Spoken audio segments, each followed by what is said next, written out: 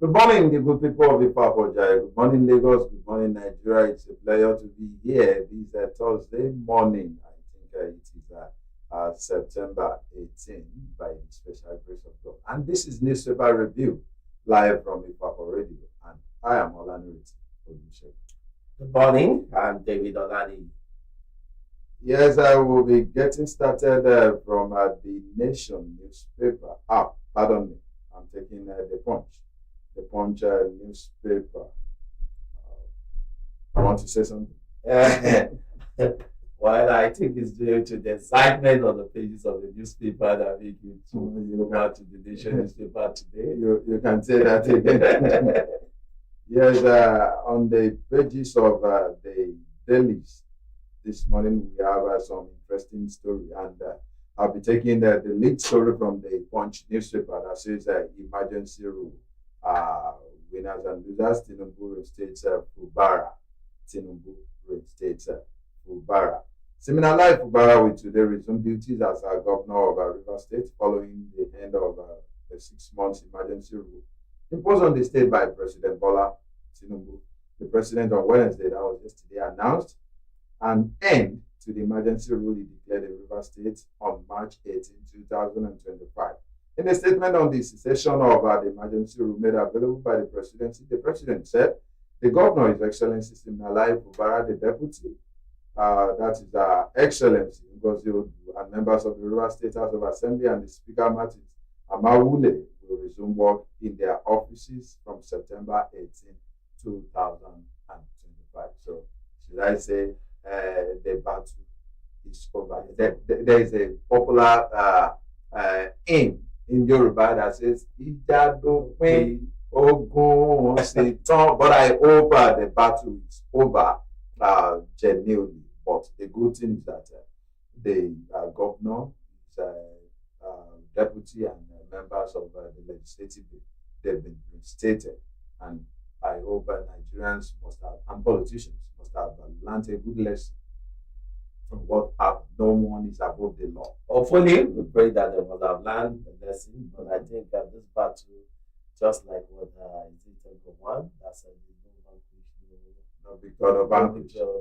So I think all the political party and the political gladiator of Rivers State should be able to take things easy this time around. Yes. Congratulations to Governor Fubara and his deputy. And I think now it should be with more wisdom and understanding.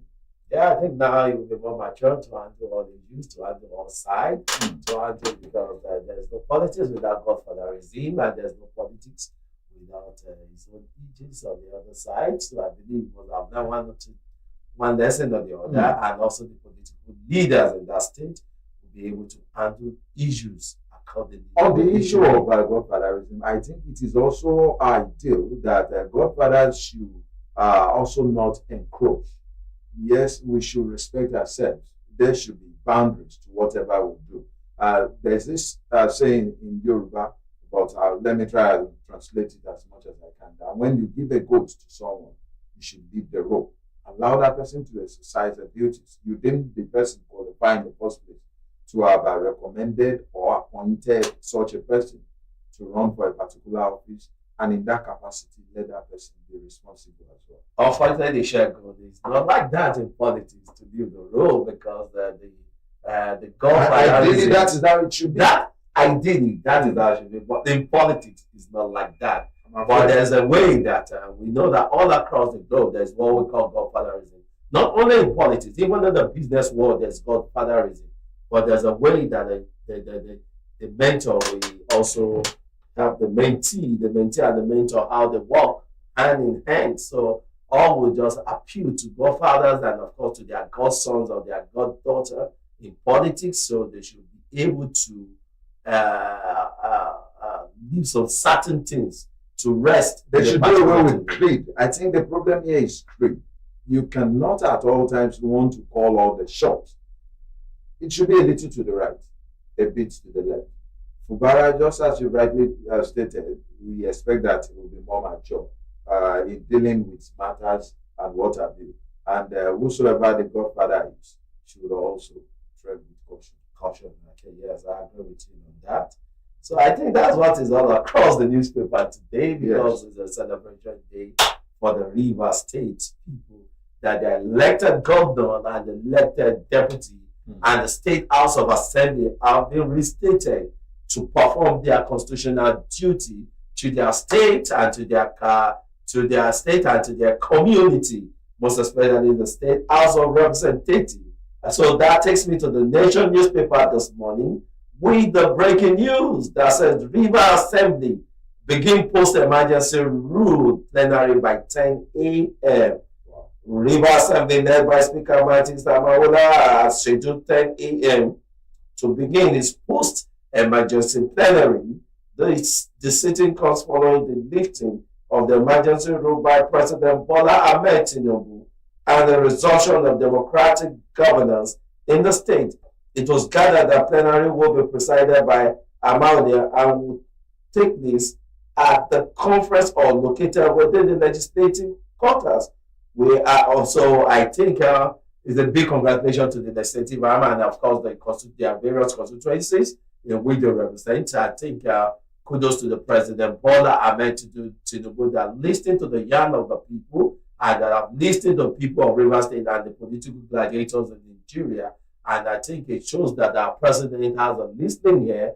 And of course, for him to restate that, because there's a speculation scheduled over time that no, it's like this, what do you call it, this emergency rule. We have a second term. So just because it will be extended, just like the way that it was then, quote unquote, during President Olusegun Obasanjo in Ekiti State and some other states that we know. But it's got a listening here, and I think the voice of the people, he had them, and it has been.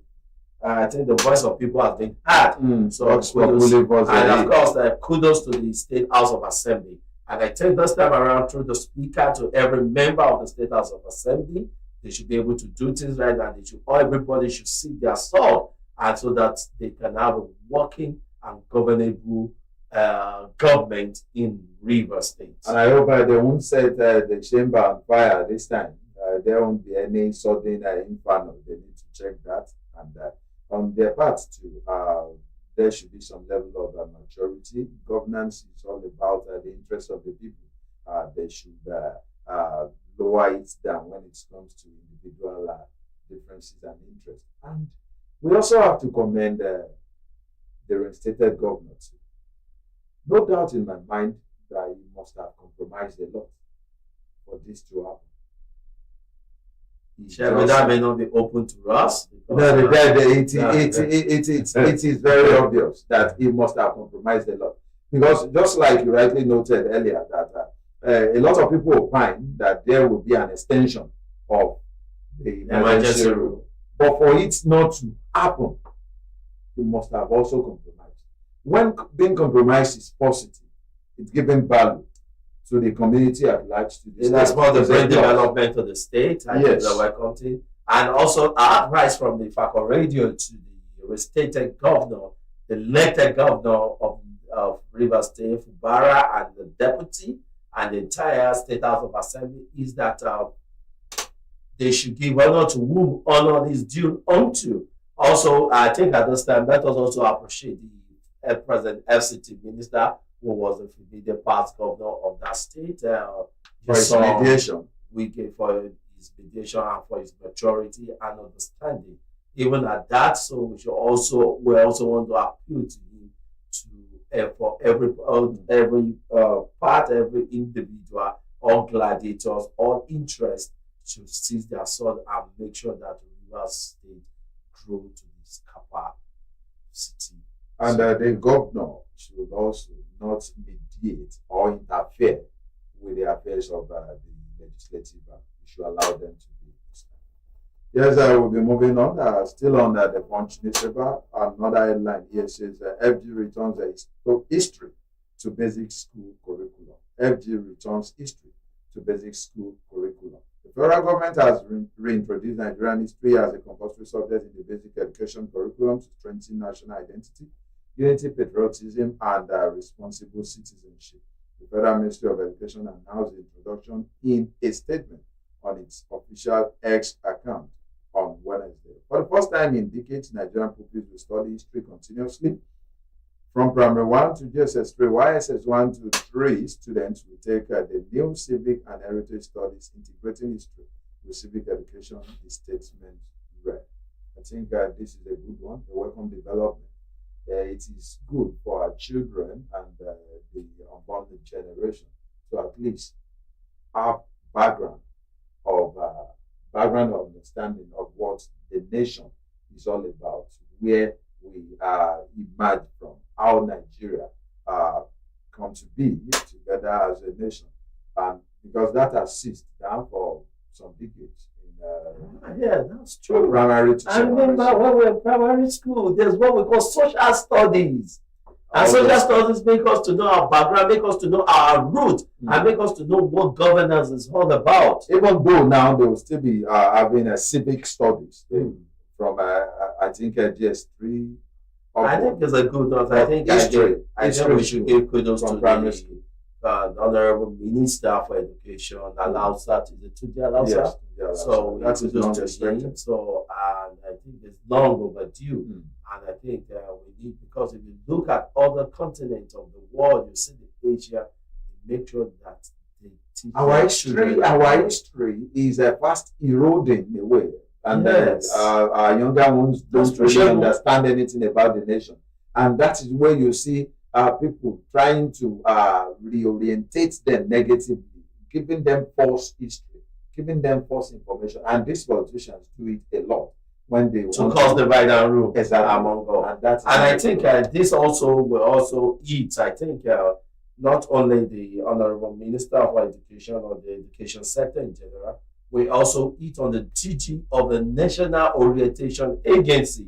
So this is the time that they need to harmonize and make sure that our worlds, our children, are well equipped and well informed about our cultures, about our background, about our history. Let us tell the story, not the white people over there should be telling us our story. And most of those stories that they give to us are incomplete.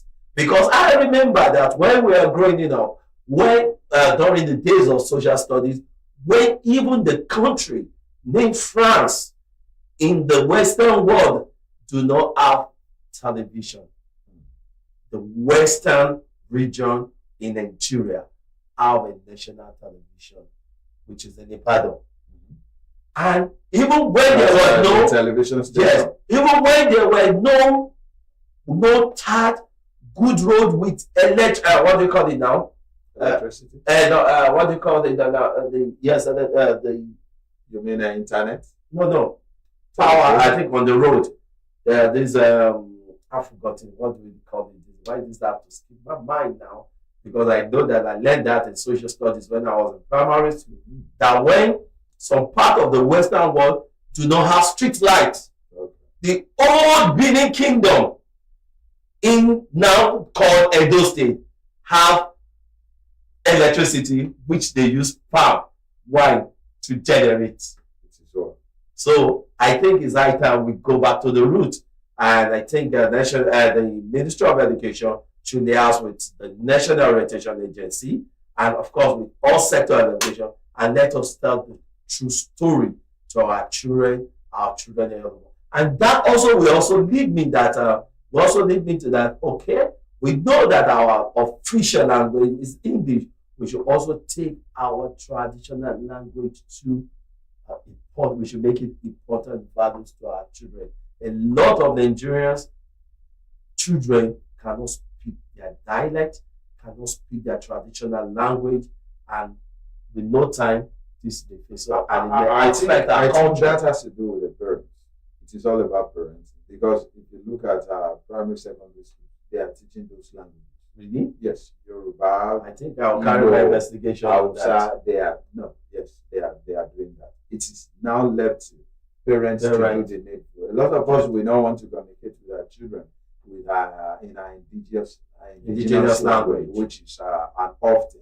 Meanwhile, talking about all these subjects and what have you, the introduction of this and that. When I saw my kids' list of subjects, the primary one pupil, I was surprised. 20 subjects for a primary one, and I was like, what happened? 20 subjects. Is this not seriously? Believe you me sincerely. We should also see how well we can look into this. Is 20 not too much? I'm just concerned. I'm curious. I hope the private schools are not just trying to make it's not restricted to private schools alone. Even to the other schools? Yes. So I think they should do something. So I think the State Honorable Commissioner for Education should look into that all across the federation. So that because we can't continue just bombarding our children, because if we want them to have a good output, this is slow and steady. It has to be slow and steady. So that will take me to the Vanguard newspaper. One of the top stories here on the Vanguard newspaper says federal government pays out 330 billion naira cash transfer to poor Nigerians since Edo. There are people that have received that. To if we say now, I can't tell, but proud to now. I think I have one or two testifiers. Good. So let's see what the news says to that. The federal government has paid poor Nigeria the sum of 330 billions in cash transfer through the National Social Safety Net Coordinating Office. The Minister of Finance and Coordinating Minister of the Economy, Mr. Wade, disclosed this while briefing the press in Abuja yesterday. He disclosed that there were about 19.7 million poor and vulnerable households and over 70 million individuals on the National Social Register. The cash transfer have been done from an $800 million facility of the World Bank. According to the cash transfer are part of President Bola Ahmed Tinubu's strategy to help poor Nigerians cope with rising price brought about by the first subsidy removal and the floating of the Nigeria. While this is a good news coming from the coordinating minister, the Minister of Finance, informing us that 330 billion naira has been transferred to the poor Nigerians. Well, for me, I am yet to see people from my angle that will give me that testimony, but I know that I know of one that I know is that of the Lagos State, which I know that some widows were being given 50,000 naira, which I know some of that was sometimes bad. But from the federal government, I know that recently, the only one I know is recently, maybe last week, that I had that. They are collecting data there. So with funds that they are collecting data, so I believe that it's for such programs. Some people are even afraid because of the request for BVN and NIN. They've been querying, why would they need their BVN? Is that necessary? How much are they giving away? Why such a stringent condition?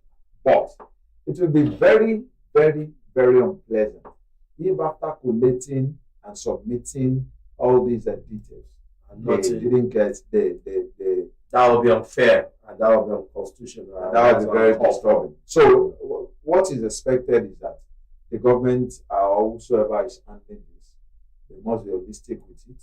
They must do due diligence and ensure that it gets to those that really deserve it. It should not be politicalized. It should not be with sentiment or with any other friend is someone else boss. Yes, that is most so important. I think the coordinating minister will appreciate you for following the lay down rules of the President Bola Ahmed Tinubu initiative. Is a very good one because we know currently the economy is not been easy for the poor Nigeria.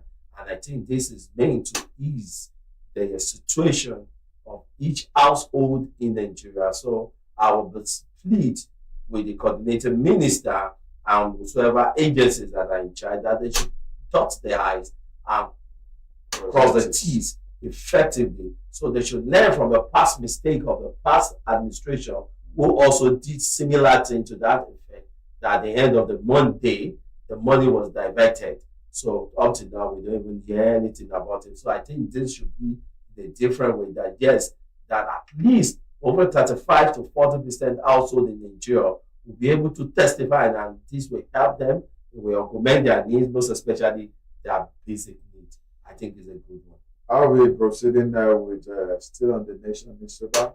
Pardon me, the Punch newspaper. FG states LG's share 2.2 trillion August revenue. That was said by FAC. FG states local government shared 2.2 trillion naira August revenue. That was said by FAC.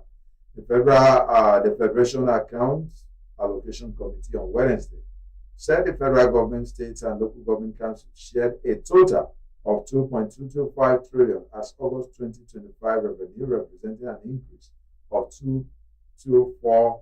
224.118 billion naira, or 11.2% compared with the 2.001 trillion distributed for July.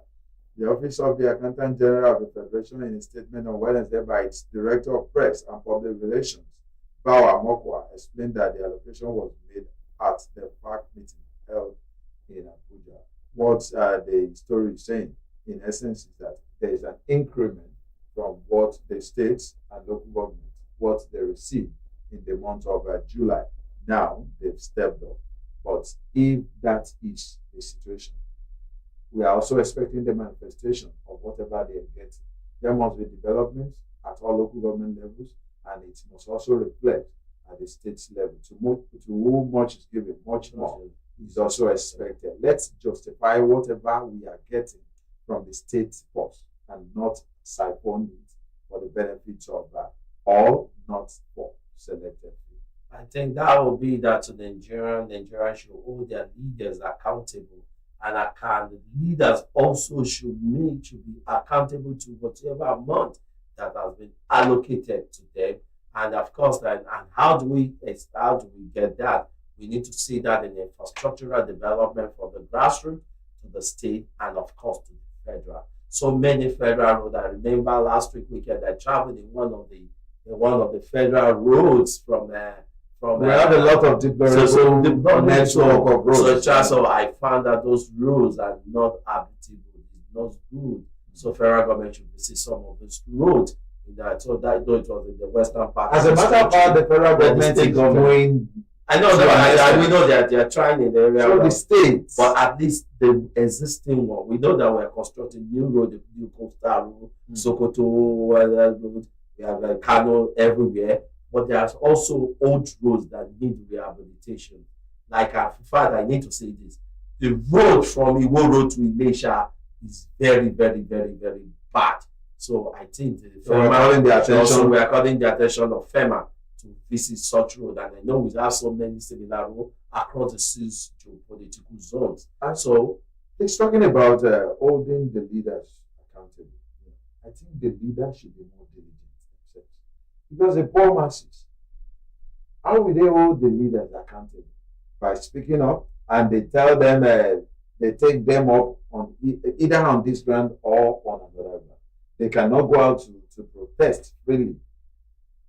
There will be an allegation. No, we can't protest. The leader, but they can. There should be an avenue where what we call town hall meetings. With all these town hall meetings, we've held several in this country. I think what matters is that all the leaders should conscientize themselves and fear God, and they must be willing to represent the interest of the people, to serve. In all fairness, and they should stop playing. The leader should stop playing semi-God, because a lot of leaders that have been elected or appointed into political office or to any capacity, quite number of them now try playing semi-God. You're not there to go and play semi-God. You're just there as a servant. It's an honor. It's a privilege that you're elected or appointed Most on of that them seat. are no longer So serving. you're to serve. And when you serve your people, listen to them and stop listening to they say in sorry, I was saying that in pidgin language. They say no, people must criticize. Even in government now, no one is criticizing you. Check yourself. You should know that something is wrong with you. But when you have people criticizing you, either at the federal, state, or the local government, you should know that people are following you bomber to bomber and they want your success. So and that is why you're a servant leader. You're not just a leader and you're not a senator. You're a servant leader. And you are to report to your people and carry whatever of their burden to the state or the federal where you are, so that they will know that truly they've got a voice. You in an either executive, the legislative, or judiciary part of the government or tiers of government, then you should be able to be a servant leader and not a servant. Yes, that's a beautiful one. Moving on, there's a story here, still from the Punch newspaper, that says that 7 victims are confirmed killed in Lagos building fire. 7 victims confirmed killed in Lagos building fire. 7 victims have been confirmed dead following the fire incident at the Afriland Tower in Lagos Island area of Lagos State on Tuesday. That was 2 days ago. The victims were said to have died in hospitals across the state where they had been rushed after being evacuated from the high-rise building. It was gathered that doctors are battling to save the lives of the remaining victims in the hospitals. The incident was one of the 2 separate fire incidents that rocked the Lagos Island Business District on Tuesday, which left several others injured and goods worth millions of naira destroyed. While the first fire started at the Afriland Tower in Marina, the second gutted Mandilas Market, an adjoining plaza along Taiwo Street. According to multiple videos that are shared on social media, individuals were seen attempting to jump from the Afriland Tower story building, while others were rescued with aid-up ladders by residents and passerby. During this process, some individuals sustained varying degrees of injury before the arrival of firefighters. So, 7 people have been confirmed dead. We sympathize with the people of Lagos Island and those that were going with their daily activities there. I think a construction was going on. How the building got at fire is what I don't know. That of Mandilas may be understandable due to the fact that the place is seriously occupied by a lot of people. But nevertheless, we should watch what we do. Let's ensure that gadgets are put off as and when due. Let's not use them when unnecessary. And we also need to step up when it comes to safety, caution, everything that is needed. If they have, what's it called, fire extinguisher, maybe it wouldn't have escalated to that extent. But we sympathize with the family of the deceased and those that are lying critically on the hospital beds. We pray for quick recovery and we commiserate with the people of Lagos Island District at large. And there are also the families that are involved in really a very sad one for Lagos and the entire family and people on the island there. So just like what Shem said, we should just be safety cautious, especially in time of fire. And we know that with the rise of climate change, the weather is not too favorable. We should off all appliances, electrical appliances at the right time at the close of work, and we should also be vigilant. And of course, a lot of people have observed that when they visit a lot of corporate organizations, some of them they hang their fire extinguisher and that one is serviced. And those fire extinguishers. These are things they should do from time to time. So I think it's high time that maybe the federal. I think Lagos State have good fire service. I think they've been going around to organize a sensitization program for this. So, and not only just in corporate organization, even at home. Yeah. Because these days now people are moving from firewood to stove and from stove to gas. And I know that we have a lot of children and most time most parents are not at home. So we need to provide fire service, fire extinguisher at the It should kitchen be at and all at homes. every corners of the home. So I think there should be more reorientation program by fire service, and not just to corporate organization. They should also take it to the young ones, to the children in schools. Let them start moving from one primary school to another, one secondary school to another. And even, do you know that I've seen a situation that people have fire extinguisher in their vehicles, they don't know how to operate it, and the vehicle eventually caught fire just from minor fire that you can just take fire extinguisher and all. So I think All these things are little. They only need to. Sometimes we need to be inquisitive. They need to show interest. Even if you don't have anybody to teach you, you can go on YouTube and just the ability to learn and get equipped. So, well, we empathize and sympathize with the families that lost their loved ones there. The Lord give them the fortitude to bear the loss, and they should, the organization and every individual should guide against such occurrence in that environment and across Lagos State and Nigeria in general. Moving to the Vanguard newspaper, this is on education. 60.26% of candidates have credit passes in English and mathematics.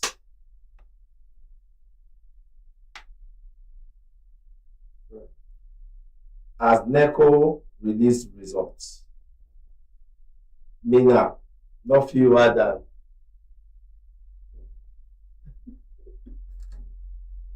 I just love this.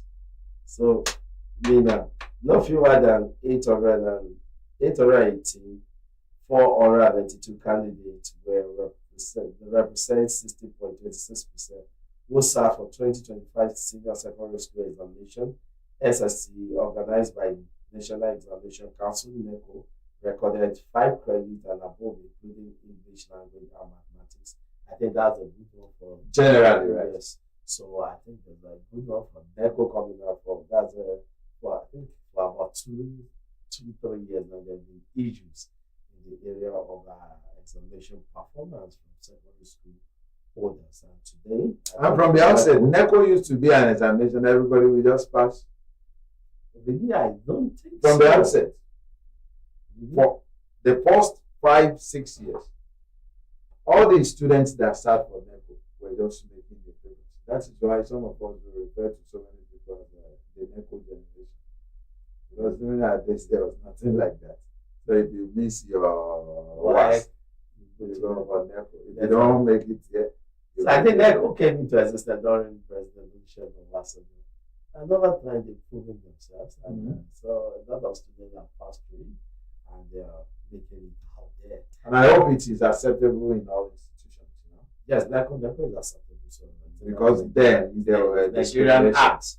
It's Nigerian arts. And even the international, you know, so since it's been accredited in Nigeria, so and it's been recognized by the Nigerian Constitution, so I don't think anybody could come forward. And talking about their performance, it was at a particular juncture that they lost it. People were failing. Why that happened, I can't tell. But now that the news is coming that there's an improvement, it's a good one. A lot of Nigerians are willing to learn, to study. Education, we believe with it we can go further. We only need our government to help us make it happen. Sometimes when you have all these certificates, it is not just about the paper certificates. What happened after it in the long run? And after this, they will start another struggle to get admission into our institutions. That is another phase of from service, what happened? And the white collar jobs are no longer there.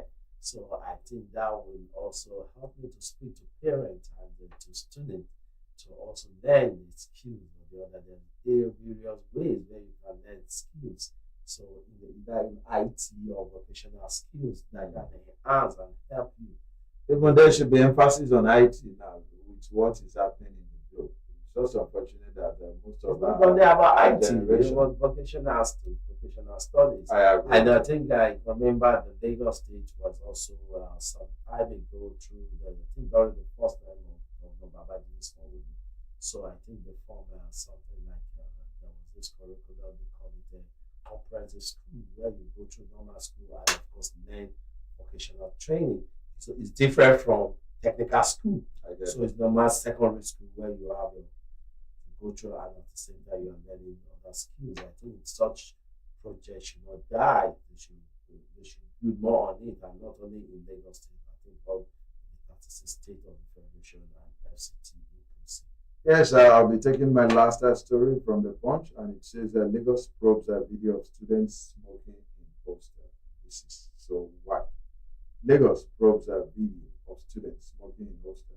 The Lagos State government says that it has commenced an investigation into a video circulating on social media showing some teenagers smoking in a hostel.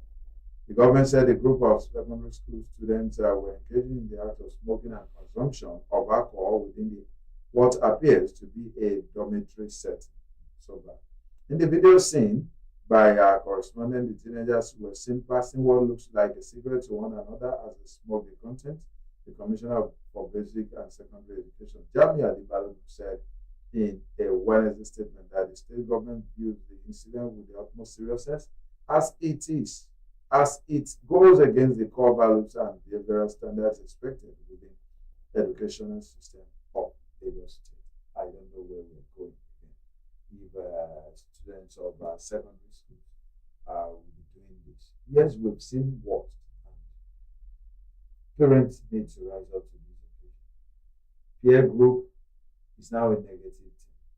Socialization is now corrupting the system. And when you go to school to study, you should not have fear of taking your children to school. I'm not saying this is happening in schools alone. Those that initiated that in school must have started somewhere at home. Yes, the teachers and the school administrators need to be more vigilant, more stringent, while the parents also need to take care of their children. Impact morals in them. Charity, they say, begins from home. So parents should be more feasible to their children's needs, and they should be watchful of what their children do. Because sometimes I think I was listening to a program somewhere and people are saying social media, quote unquote. What impact has it been? Yes, there's nothing that I keep telling people. There's nothing that does not have positive or negative side. So, but it not depends on which one you want to pick or you want to invite. This is actually disturbing. Very, very disturbing. I think when I saw it on the social media yesterday, it was sad. I've not been privileged to see it. I saw it and I saw where the commissioner for education in Lagos State, Adibalo, was screaming, was shouting, and in fact, he sent a lot of things. One thing that is bizarre about this, and I learned that the school is in Egypt. You see, if you train your own children and others fail to train their own children, they are going into the same system, the same community, the same school, the same environment. Pressure. There will always be peer pressure. So I think parents of these children should also be taken up. Yes. It is not just the students alone. So let us see what are the parents doing, what are type of because going to school should be a place where it's not only about acquiring education, it's also where we learn values. Yes, and most of these values to socialize. Most of these values is what we've been taught in our various homes and culture and background. So I think the Lagos State government should do their due diligence and do their duty investigation. Whoever that is found wanting, even if it is from the principal of that school to the last person and even to parent, they should be brought to book and let there be orientation among them all. That will take me to my last page, to the last pages of the Nation newspaper, which is going to be the last headline for today. CBN orders bank. CBN orders bank orders to secure approval for successors. CEO. Please, can you take that? CBN orders bank orders to secure approval for successor CEOs. The Central Bank of Nigeria has directed all banks and other financial institutions, collectively known as domestic systematically important bank, to ensure that they obtain regulatory approval for the appointment of successors, managing director, chief executive officers. They are to do this no later than 6 months before the expiration of the tenure of the incumbent chief executive. The Invest Bank, in a circular tied to signed by Dr. Rita LCK, Director of Financial Policy and Regulation Department, also mandated that bank publicly announce the appointment of their successor MD/CEO not later than 3 months before the planned exit of the sitting chief executive.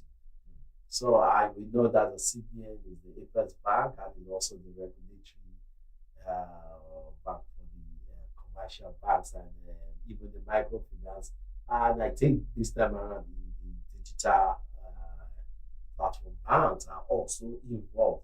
I think it's a good thing because Nigeria need to know their CEOs, but know who is the MD because nobody wants their money to At least, yes, this is good for profiling. They should assess who is coming in. Is that person credible? Is their integrity? Can anybody bank on such a personality? If this is applicable in all spheres of systems as well as governance, we are going to have a great nation. Yes, so I think that's all for today from my side. Do you still have any other people? No, not at all. So we want to thank you for being part of today's newspaper review. We hope to be here, God's willing, tomorrow same time from Ifako Radio. Yeah, and